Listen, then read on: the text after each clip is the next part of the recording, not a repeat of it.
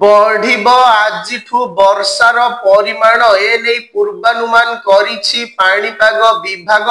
कंधमाल गंजाम गजपति और मयूरभंज जिले में प्रबल वर्षा हेबार संभावना।